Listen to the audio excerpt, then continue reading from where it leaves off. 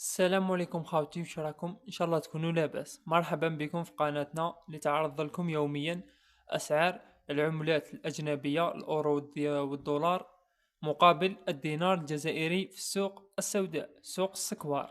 قبل ما نبداو، على بركه الله يحفظكم، جا ابوني دعمكم مهمنا بزاف، بما انه القناه راهي في بدايتها باش تطلع ان شاء الله. واي جديد ولا خليوه لكم، اللي حاب يخلينا عفسه ولا في لي كومونتير مرحبا بكم خاوتي.